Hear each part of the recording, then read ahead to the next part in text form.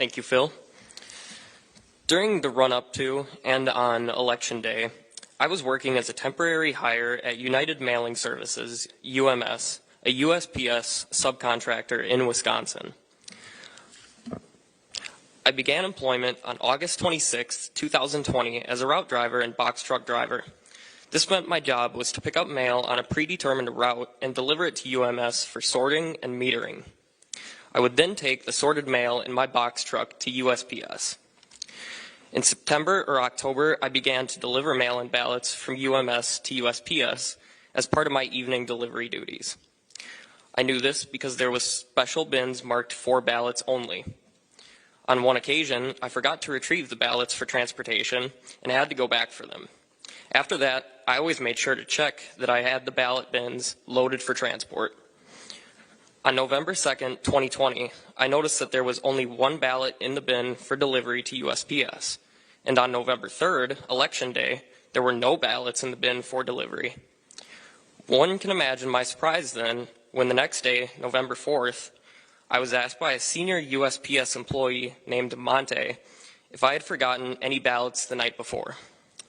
Monte explained that an order came down from the Wisconsin-Illinois chapter of USPS that 100,000 ballots were missing. Monte then told me that his post office had dispatched employees to look for the missing ballots around 4 a.m. and that only 7 or 8 were found at UMS. Based on my previous experience and habit of double-checking for ballots, I believe that to be a lie.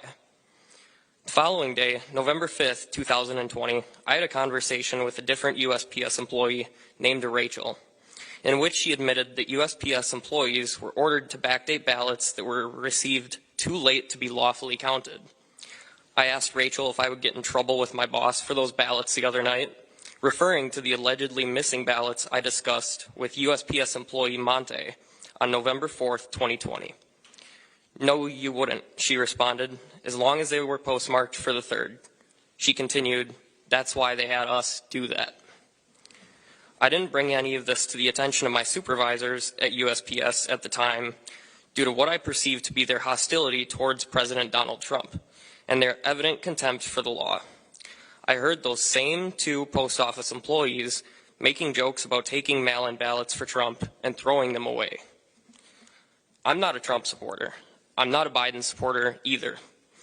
In fact, I didn't vote for either of the main candidates. But something profoundly wrong occurred in Wisconsin during the presidential election, and the American people have a right to know about it. Thank you.